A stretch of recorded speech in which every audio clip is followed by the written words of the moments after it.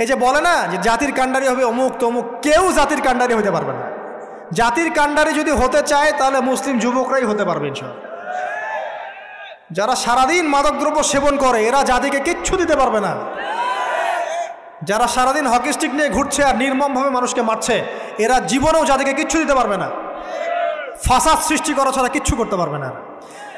দেশকে, জাতিকে এবং উম্মাকে যদি এগিয়ে নিতে হয় শুধু মুসলিম যুবকরাই পারবে ইনশাআল্লাহ। এবং কারা পারবে? যারা অন্য ধর্মের মানুষ কিন্তু মনটা স্বচ্ছ সৎ, তারাও পারবে। যাদের মনে সততা আছে অন্য ধর্মের হলেও তারা পারবে ইনশাআল্লাহ। যার মনে সততা নাই সে পারবে না কখনো। করাপ্টেড, দুর্নীতিপূর্ণ মন নিয়ে কখনো দেশের খেদমত, জাতির খেদমত করা যায় না। বাংলাদেশের সবচেয়ে বড় সমস্যা দুর্নীতি। বাংলাদেশের 1 নম্বর সমস্যা দুর্নীতি। দুর্নীতি যদি না থাকতো আর সমস্ত কালো টাকা যদি সাদা করা যেত, বাংলাদেশের মানুষকে আজকে না খেয়ে মরতে হতো না। 65% মানুষকে আজকে এই খাবারের সংকটে ভুগতে হতো না। সামনের দিনগুলো কঠিন হবে, ভয়াবহ হবে, এটা সবাই বুঝতে পারছে, হয়তো শুধু আপনারা পারছেন না। আরেকটা কথা বলে রাখি, অনেক ডিগ্রি সার্টিফিকেট অর্জন করার পরেও যদি মনের মধ্যে হিংসা আর অহংকার আর গীবত তোহমতের সংস্কৃতি না যায়, ওই নোংরা কলবেও আল্লাহর নূর নাজিল হয় না। কথা বুঝাতে পারছি না? অনেক ডিগ্রি সার্টিফিকেট অর্জন করেছেন, তো মনের মধ্য থেকে এখনো হিংসাই যায় নাই, এখনো গীবত তোহমতের সমালোচনার সংস্কৃতিই বর্জন করতে পারেন নাই, এখনো খোলা মনে সবাইকে ভাই মনে করতে পারছেন না। সংকীর্ণ মন, একটা ছোট মন নিয়ে ছোট লোকের মতো আপনি চলাফেরা করেন, এই মন নিয়ে চললে আল্লাহর নূর নাজিল হবে না। আল্লাহর নূর পেতে হলে মনটা প্রশস্ত হতে হবে, নিরহংকারপূর্ণ হতে হবে, কারো প্রতি হিংসা নাই, কারো প্রতি বিদ্বেষ নাই, কেউ আমার শত্রু না, মুসলিম ভাইরা সবাই আমার ভাই। উদার একটা যখন মন মানসিকতা থাকবে, নিরহংকারপূর্ণ মন থাকবে, জ্ঞান অনুযায়ী আমল হবে, সেজদায় কান্নাকাটি করবেন, আল্লাহর নূর চলে আসবে ইনশাআল্লাহ। আর এগুলো আসলে এখনকার সায়েন্স দিয়ে আমি ব্যাখ্যা করতে পারবো না, এগুলো আধ্যাত্মিক কথাবার্তা। আমাদের বাহ্যিক এই জগতের বাইরেও কিন্তু একটা জগৎ আছে, আমি মনে হয় বুঝাতে পারছি না। বারাকা, আল্লাহ পাকের বরকত কি দেখেছেন কখনো চোখ দিয়ে? আল্লাহ পাকের বরকত বলে একটা কথা আছে না? আছে না? আচ্ছা, বরকত কি জিনিস আপনি কি চোখে দেখতে পারেন? এমন একজন সালাফের কথা পড়লাম যিনি 40 বছর বেঁচে ছিলেন। কত বছর? 40 বছর। এই 40 বছরে তিনি প্রায় 300টা বই লিখেছেন। কয়টা?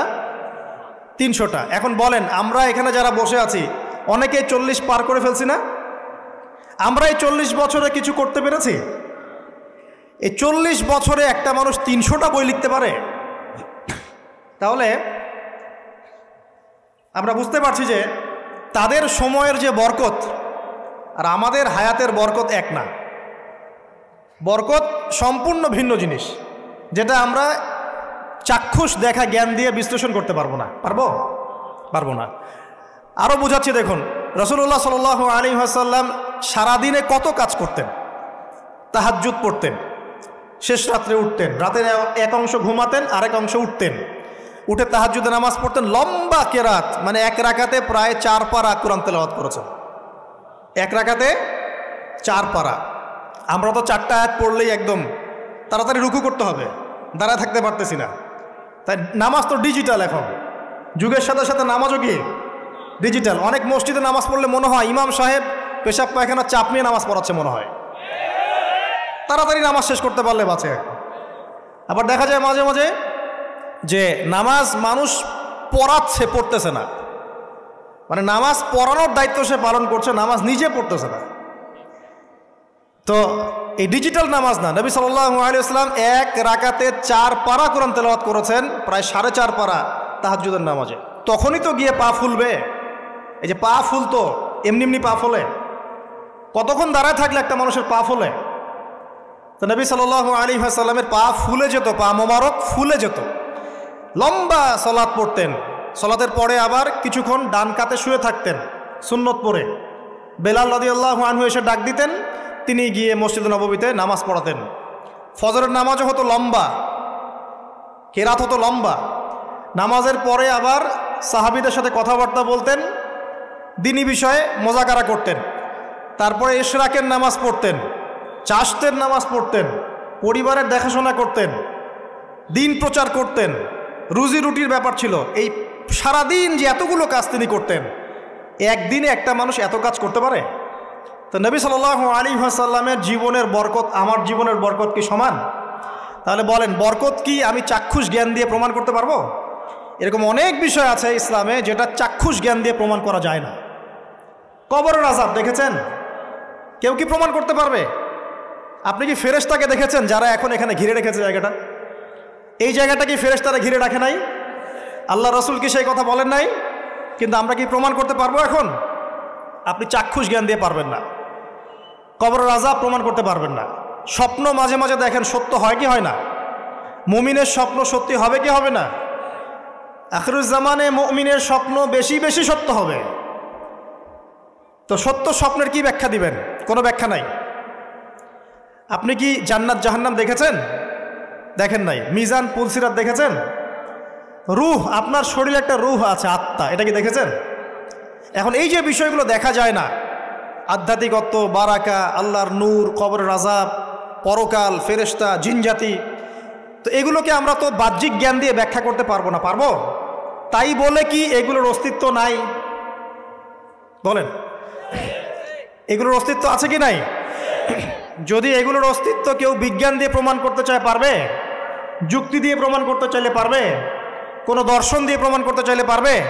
পারবে না। তাহলে এখানে একটা বিষয় হচ্ছে, আল্লাহর পক্ষ থেকে যা নাজিল হয়েছে চোখ বন্ধ করে বিশ্বাস করতে হবে। এখন এই চোখ বন্ধ করে বিশ্বাস করলে পরে মানুষ আপনাকে বলবে ধর্মান্ধ। কি বলবে? এবং ইসলামের এই মৌলিক বিষয়গুলোকে যদি আপনি চোখ বন্ধ করে মেনে চলেন, এখনকার বিশ্বের মানুষ আপনাকে বলবে আপনি মৌলবাদী। এখন আপনি বলেন, ইসলামের মৌলিক বিষয়গুলোকে মেনে না চললে কি কেউ মুসলিম হতে পারবে কি না? পারবে? তাহলে পরিপূর্ণ মুসলিম হতে হলে আমাকে মৌলবাদী হতে হচ্ছে কি না? আমি এটা দিয়ে কি বুঝাচ্ছি? বুঝাচ্ছি আল্লাহ পাকের নাজিল করা প্রতিটা বিষয়কে চোখ বন্ধ করে মানতে হবে।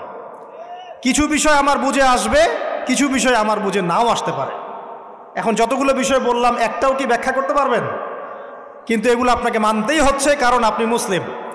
আল্লাহ বলেছেন, রাসূল বলেছেন, আমি মেনেছি। এখন আমার জ্ঞান কি আল্লাহ এবং তার রাসূলের জ্ঞানের চেয়ে বেশি না কম? এই পুরো মহাবিশ্ব যিনি পরিচালনা করছেন তার জ্ঞান বেশি না আমার জ্ঞান বেশি? এই পুরো মহাবিশ্বের শত কোটি গ্যালাক্সি আছে, এক একটা গ্যালাক্সিতে হাজার হাজার সৌরজগৎ আছে। এরকম শত সহস্র গ্যালাক্সি নিয়ে একটা আসমান গঠিত হয়। এরকম 7টা মহাদেশ আছে, সাতটা মহাবিশ্ব আছে। এই 7 মহাবিশ্বের উপরে আছে কুরসি, ওয়াসিআ কুরসিয়ুহুস সামাওয়াতি ওয়াল আরদ। তার উপরে আছে মহাসাগর, যার গভীরতা 500 বছরের পথ। তার উপরে আছে আল্লাহ রাব্বুল আলামিনের আরশে আজিম। আর আল্লাহ রাব্বুল আলামিন এই আরশের উপর সমুন্নত। সেই মহান আল্লাহকে আমরা বলি আল্লাহু আকবার। কি বলি? এই যে আল্লাহু আকবারের মর্ম বুঝলেন?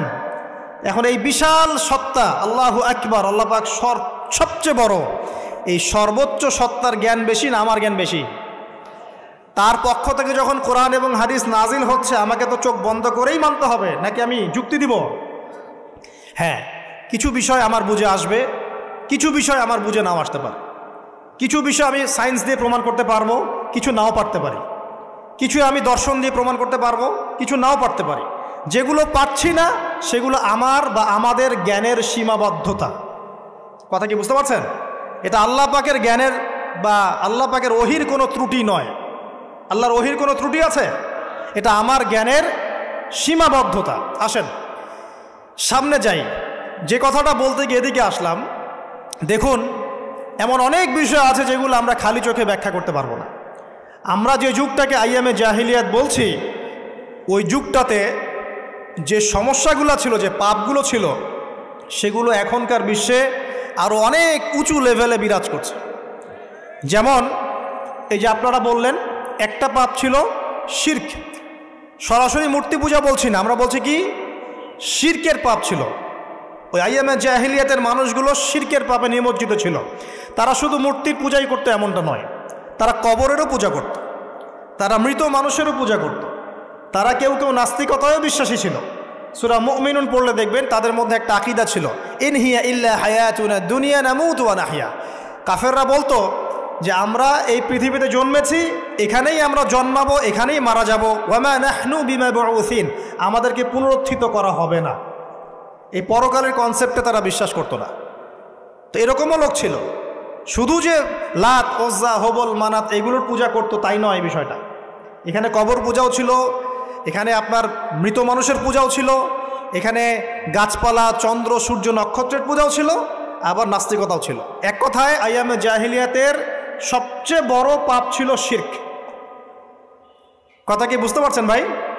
আচ্ছা, না বুঝলে বলবেন, শেষে গিয়ে প্রশ্ন করবেন ইনশাআল্লাহ, সমস্যা নাই। তাহলে প্রথম যে পাপটার কথা বললাম সেটা কি? শিরক।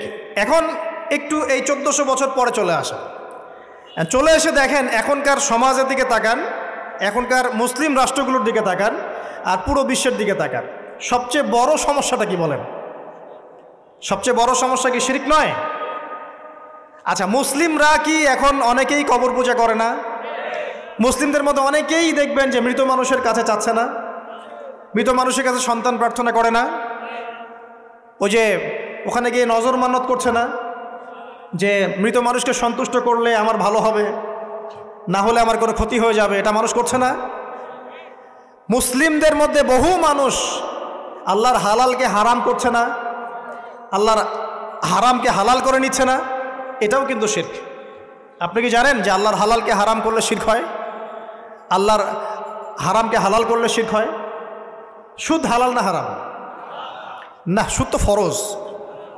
সুদ হালাল না হারাম? সুদ তো এখনকার বিশ্বে ফরজ। সুদ ছাড়া এই বিশ্ব চলবে না। আপনি ঠিক বলছেন, কিন্তু সুদ ছাড়া এই বিশ্ব চলে না। যে কোনো কিছু করতে গেলে সুদ লাগবে। তো এখন যে সবাই এটাকে হালাল করে নিচ্ছে, এটা কি হচ্ছে? আল্লাহর হারামকে মানুষ হালাল করছে না? আচ্ছা বলেন, মদ হারাম না হালাল? বলেন। মদ তো ওয়াজিব নাকি? যুব সমাজে তো মদ না খেলে চলেই না। মদ খায় না এমন যুব সমাজের সংখ্যা বেশি না খায় তার সংখ্যা বেশি? কয়টা ছেলে আছে স্মোক করে না? বলেন, কয়টা ছেলে দেখাতে পারবেন যারা স্মোক করে না? এখানে কারা কারা স্মোক করেন না? মাশাআল্লাহ, আলহামদুলিল্লাহ, মাশাআল্লাহ। হাত নামান, হাত নামান, হাত নামান। আল্লাহ পাক আপনাদের রক্তে এবং মাংসে বরকত দান করুন, দোয়া করি। যদি আপনি কোনো কমিউনিটির মধ্যে দেখাতে পারেন যে তারা মাদক থেকে দূরে আছে, তারা শুধুমাত্র ইসলামিক কমিউনিটি, অন্য কোনো কমিউনিটি না। যদি আপনি মাদক মুক্ত কোনো ক্যাম্পাস দেখাতে পারেন, সেটা হবে মাদ্রাসা। যদি পর্ন মুক্ত ক্যাম্পাস দেখাতে পারেন, দেখাতে হবে মাদ্রাসাকে। এখানে বিষয়টা হচ্ছে, যারা ইসলাম প্র্যাকটিস করে, কোরআন এবং সুন্নাহর বুঝ যাদের মধ্যে আছে, যাদের মধ্যে আল্লাহর ভয় আছে, এরা কখনো সুদ খাবে? এরা কি মদ খাইতে পারবে? পারবে না। ইনশাআল্লাহ আপনারা কি জেনা করতে পারবেন? আল্লাহ পাক আপনাদেরকে ঈমান আমলের উপর অটুট রাখুন, আমিন। যে কথাটা বলছি, কেউ যদি আল্লাহর হালালকে হারাম করে নেয় আর কেউ যদি আল্লাহর হারামকে হালাল করে ফেলে, এটাকে কিন্তু শিরক বলা হয়। এই বিশ্বে কি এই সমস্যা নাই? বুঝেন না এই সমস্যা আছে কি নাই? আছে। সামনে আগান। এই বিশ্বের শিক্ষা ক্ষেত্রগুলো দেখবেন, এই শিক্ষা ক্ষেত্রগুলোর মধ্যে নাস্তিকতার শিক্ষা বাড়ছে না কমছে? বাড়ছে। এই বিশ্বের অর্থনীতি দেখবেন, অর্থনীতির মধ্যে শিরক বাড়ছে না কমছে? এখানে আপনাকে সুদ নিতে হচ্ছে, এখানে আপনাকে আল্লাহর নাজিলকৃত ইকোনমি বাদ দিয়ে পশ্চিমাদের নাজিলকৃত ইকোনমি বহন করতে হচ্ছে। এটাও এক প্রকার কুফরি। আরও সমস্যা আছে। এই বিশ্বের ওয়ার্ল্ড অ্যাফেয়ার্সের দিকে তাকাবেন, দেখবেন বিশ্বের কয়টা জায়গা আপনি আমাকে দেখাতে পারবেন যেখানে মুসলিমদের মধ্যেও আল্লাহ রাব্বুল আলামিনের নাজিলকৃত বিধান দিয়ে বিচার ফয়সালা হচ্ছে? কয়টা দেখাতে পারবেন? তো যেখানে আছে খুব স্বল্প পরিসরে। পুরো বিশ্বের অবস্থা আজকে এমন। পর্নোগ্রাফি হালাল না হারাম? পশ্চিমা সংস্কৃতির মধ্য দিয়ে এটা সারা বিশ্বে ছড়িয়ে দেওয়া হয়েছে। মানুষ এখন এটাকে available part of our life এটা মনে করছে, common part of our life. পর্দা হালাল না হারাম? বলেন, পর্দা না করাটা হারাম না হালাল? আচ্ছা, এখন দেখেন, মিডিয়া বলেন, প্রিন্ট মিডিয়া বলেন, ইলেকট্রনিক মিডিয়া বলেন, বিভিন্ন প্রযুক্তিগত উন্নয়নের মধ্য দিয়ে নগ্নতাকে প্রমোট করা হচ্ছে কি হচ্ছে না? বলেন, হচ্ছে কি হচ্ছে না? এখন কি কাপড় খোলার দিকে মানুষ বেশি আগ্রহী না পরার দিকে? দেখবেন ইসলামের বুঝ যাদের মধ্যে নাই, এরা কাপড় খুলতে চাচ্ছে এখন। আর আমি আপনাদেরকে বলি, আগের লেকচারগুলোতেও বলেছি, এই পুরো মহাবিশ্বে আমাদের বাবা আর মা আদম এবং হাওয়া আলাইহিস সালাম, তাদের গা থেকে পোশাকটা খুলে ফেলেছিল কে জানেন? কে? ইবলিস। যখনই তারা গাছের কাছে গেলেন তখন কি হলো? ফালাম্মা যাকাশ শাজারা বাদাত লাহুমা সাওয়াতিহিমা, যখনই তারা গাছের কাছে গেলেন তাদের কাপড় খুলে পড়ে গেল। তাহলে পুরো মহাবিশ্বে আমাদের পিতামাতাকে নগ্ন করে দিয়েছে কে? ইবলিস, শয়তান। তাহলে এখন পৃথিবীতে যারা মুসলিমদেরকে বা অমুসলিমদেরকে, পুরো মানবতাকে যারা নগ্ন করতে চাচ্ছে, এরা কার এজেন্ট? এরা কার এজেন্টটা বাস্তবায়ন করছে? এটা কি বুঝতে বাকি থাকে? আমি কথাগুলো বানিয়ে বলি নাই, সূরা আরাফ পড়েন, দেখবেন সব লেখা আছে। আসেন, এক কথায় বলতে চাচ্ছি, ওই সময়কার যে শিরকটা শুধুমাত্র মক্কায় সীমাবদ্ধ ছিল, এখনকার শিরকটা গ্লোবালাইজেশন হয়েছে, পুরো দেশে দেশে দেশে শিরক ছড়িয়ে পড়েছে। আসেন, ওই সময় আরেকটা বড় পাপ ছিল, যেটা এই যে এক ভাই বলল, সেটা হলো রিবা। রিবা, রিবা মানে কি? সুদ। রিবা মানে সুদ, জানেন তো? আর সুদ তো ফরজ নাকি ভাই? আচ্ছা, এমন কোনো গ্রাম নাই বাংলাদেশে যেখানে সুদ নাই, আর বিশ্বের এমন কোনো দেশ নাই যেখানে সুদ নাই। আর এই যুগের কথাই নবী সাল্লাল্লাহু আলাইহি ওয়াসাল্লাম হয়তো বা বলেছিলেন, আল্লাহু আ'লাম, আল্লাহ ভালো জানেন, যে এমন একটা যুগ আসবে যে যুগে ম্যাক্সিমামই সুদখোর হবে। যে ব্যক্তি সুদের ছিটাফোটা, মানে সুদের পাপ থেকে বেঁচে থাকতে চাইবে, ওর গায়েও গিয়ে সুদের ছিটাফোটা গিয়ে লাগবে। এটা সেই যুগ না? আপনি বুঝতে পারছেন না হয়তো, এটা সেই যুগ। আপনি মনে করছেন দাড়ি, টুপি, পাগড়ি, জুব্বা মাশাআল্লাহ সব লাগাই দিছি, হ্যাঁ, বাইরে একটা সাইনবোর্ড আছে, আমি মৌলবী, আল্লামা, আমি একজন দায়ী বক্তা, কিন্তু সুদের যে ওই ছিটাফোটা, এটা আপনার কাছে আমার কাছেও আছে। হয়তো আপনি বুঝতে পারছেন না। কখন বুঝবেন? যখন ইসলামিক অর্থনীতির বইগুলো পড়তে পারবেন। আর শুধু ইসলামিক অর্থনীতির বই যথেষ্ট না, এর পাশাপাশি আমাদের দরকার এই প্রচলিত যে IMF, ইন্টারন্যাশনাল মনিটারি সিস্টেম, এর নীতিগুলো জানা। তখন কি আপনি বুঝবেন ওয়ার্ল্ড ব্যাংক কী জিনিস, IMF কী জিনিস, ঠিক আছে? তখন বুঝবেন যে পেট্রো ডলার কী জিনিস, তখন বুঝবেন যে হার্ড কারেন্সি, সফট কারেন্সি কী জিনিস, এখন বুঝবেন না। আর যেহেতু বুঝবেন না, অতএব আমি এগুলো বলেও লাভ নাই। যেহেতু আপনি বুঝবেন না, আমি যদি এখন এসব নিয়ে কথা বলি, আপনার কাছে মনে হবে এইসব কী উল্টাপাল্টা কথা কইতেছে। ঠিক আছে? তো যাই হোক, আগে আল্লাহর ওয়াস্তে ইসলামিক ইকোনমিক্স পড়েন এবং ইন্টারন্যাশনাল মনিটারি সিস্টেম সম্পর্কে পড়েন। প্রত্যেক স্টেটের প্রধান যারা আছেন তারা জানেন যে ওয়ার্ল্ড ব্যাংক কী জিনিস, তারা জানে IMF কী জিনিস। ঋণের এমনি এমনি কোনো কান্ট্রিকে তারা ঋণ দিবে না, একটা বিশাল বড় সুদের জালে ওদেরকে ফেলবে, তারপর জনগণের রক্ত চুষে সুদ শোধ করতে হবে। আর যারা পারবে না, ওরা যে শ্রীলঙ্কার মতো দেউলিয়া হয়ে যাবে। ও কেন দেউলিয়া হয়ে গেছে? বিকজ ও ঋণ শোধ করতে পারছে না, বাস দেউলিয়া। তো যাই হোক, পড়াশোনা করেন। আমি একজন স্কলারের নাম বলে দেই, এক লেকচারে তো সব বলে দেওয়া সম্ভব না। সম্ভব? আমি রাস্তা দেখাচ্ছি আপনাদেরকে। আপনারা আল্লামা তকি উসমানীর বইগুলো পড়েন, নাম শুনেছেন? আচ্ছা, নাকি এখন বলবেন যে উনি তো হানাফি মাযহাবের, আমি তো আহলে হাদিস পড়বো না, এটা বলবেন নাকি?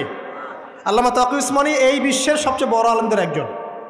আল্লামা তকি উসমানী এই বিশ্বের সবচেয়ে রিনাউন্ড আলেমদের একজন। তার ইসলামিক অর্থনীতির যে পুরো সিরিজ আছে, আল্লাহর ওয়াস্তে বাসায় কিনে একবার পড়ে দেখেন অর্থনীতি কী জিনিস, আপনি কিসের উপর দাঁড়িয়ে আছে। পড়া যাবে না ইনশাল্লাহ? আপনি তাকে ভালো যদি নাও বাসেন, তাও পড়ে দেখেন। মনে করেন আপনি একটা কমিউনিটির মধ্যে আছেন, বা একটা সংগঠনে আছেন, বা একটা ঘরানার মধ্যে আছেন, তাহলে কি অন্য ঘরানার বইপত্র পড়া যাবে না? হারাম হয়ে গেছে নাকি? তো এই যে সংকীর্ণ মানসিকতা থাকলে ভাই হেদায়েত পাওয়া যাবে না। আর আপনি যে মনে করছেন আমি একদম হকের উপর আছি, আপনি সঠিক পথে আছেন ঠিকই, তবে এটা সঠিক ভুল পথ। কথা বুঝতে পারছেন না? আপনি মনে করছেন যে আমি একদম চূড়ান্ত সঠিক বিষয়ের উপর আছি। হ্যাঁ, আপনি সঠিক বিষয়ের উপর আছেন ঠিকই, বাট আপনি সহি একটা ভুল পথে আছেন। এটা বুঝবেন পরে, যখন জ্ঞানের পরিধি বাড়তে থাকবে, তখন বুঝবেন যে সহি পথ কোনটা, সহি ভুল পথ কোনটা। মুসলিমদের মধ্যে ফাটল সৃষ্টি করে জান্নাতে যাওয়া যায় না। যায়? পুরো মুসলিমরা একটা উম্মাহ, এবং যারাই মুসলিম উম্মার মধ্যে ফাটল সৃষ্টি করতে চায়, এরা উম্মার বন্ধু নয়, শত্রু। মুসলিম উম্মার মধ্যে কোনো ফাটল সৃষ্টি করবেন না। সবার মাঝখানেই হৃদ্যতা, ভালোবাসার বন্ধন থাকবে। যদি বিভিন্ন ধর্মের মানুষ একসাথে বসবাস করতে পারে একটা দেশে, তাহলে বিভিন্ন তরিকা এবং মাযহাবের মানুষও একসাথে থাকতে পারবে একটা দেশে ইনশাআল্লাহ। আমরা আমাদের মাঝে ইখতিলাফি বিষয় থাকতে পারে, কিন্তু দিন শেষে আমরা সবাই মুসলিম ইনশাআল্লাহ। দিন শেষে ইসলামের জন্য দাঁড়াতে হলে দল, মত, মাযহাব, তরিকা নির্বিশেষে সবাই একসাথে দাঁড়াবে ইনশাআল্লাহ। আল্লাহ পাক আমাদের হৃদয়টাকে প্রশস্ত করুন, আমিন। জাহেলিয়াতে 2 নম্বর সমস্যা ছিল রিবা। এই রিবা সম্পর্কে আগে বলি যে এখন আল্লাহ পাক কি বলেছেন। আল্লাহ পাক বলছেন যে ইয়ামহাকুল্লাহু রিবা ওয়া ইউরবিস সাদাকাত। আপনি যদি দান সদকা করেন, যাকাত দেন, যাকাত ভিত্তিক অর্থনীতি চালু করেন, আল্লাহ পাক আপনার সম্পদকে বাড়িয়ে দিবেন ইনশাআল্লাহ। আর আপনি যদি রিবার মধ্যে যান, আল্লাহর বক্তব্য হচ্ছে, এটা আমার কথা না, আল্লাহ পাক বলছেন আপনার সম্পদ সংকুচিত হয়ে আসবে। এখন আপনার ডিসিশন, আপনি কি করতে চান করতে পারেন, আমাদের কিচ্ছু বলার নেই। লাকুম দীনুকুম ওয়ালিয়া দিন, আপনার বুঝ আপনার, আপনার দিন আপনার, আমার দিন আমার।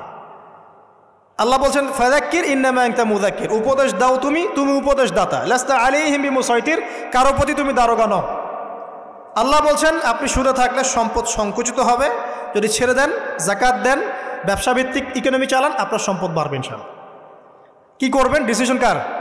আপনার। আল্লাহ পাক বলছেন ইয়া আইয়ুহাল্লাযীনা আমানু, হে মুমিনগণ, ইত্তাকুল্লাহ। শোনেন ভাই, আল্লাহ বলছেন ইত্তাকুল্লাহ, তোমরা আল্লাহকে ভয় করো। ওয়া যারু মা বাকিয়া মিনার রিবা, সুদের অবশিষ্ট সব অংশ ছেড়ে দাও, সুদের অবশিষ্ট সব টাকা ছেড়ে দাও। ওয়া ইল্লা ইন কুনতুম মুমিনিন, যদি প্রকৃতপক্ষেই তোমরা মুমিন হয়ে থাকো তাহলে ছেড়ে দাও। ওয়া ইল্লাম তাফআলু, যদি তোমরা না করো। কে বলছেন? আল্লাহ। যদি তোমরা এটা না করো তাহলে আল্লাহ কি বলছেন? ফাআযানু বিহারবিন মিনাল্লাহি ওয়া রাসূলিহি, আল্লাহ এবং তার রাসূলের সাথে যুদ্ধের ঘোষণা শুনে রাখো। এটা কার কথা? এখন আপনি যদি চান আল্লাহর পক্ষে যুদ্ধ করতে পারেন, আপনি চাইলে আল্লাহ এবং তার রাসূলের বিপক্ষেও যুদ্ধ করতে পারেন। আপনাকে কি বাধা দিবে? দিবে না। ডিসিশন কার? ডিসিশন আপনার। নবী সাল্লাল্লাহু আলাইহি ওয়াসাল্লাম আরও বলেছেন যে, আপনারা জানেন হাদিসটা, নতুন কোনো হাদিস বলছি না, আপনারা জানেন, প্রত্যেক আলেম জানেন, প্রত্যেক মাযহাবের ইমাম জানেন। কি সেটা?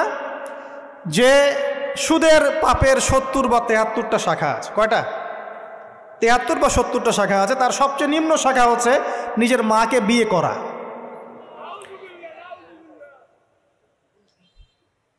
দেখলেন আমাদের অন্তরে কি কথাটা আঘাত করলো?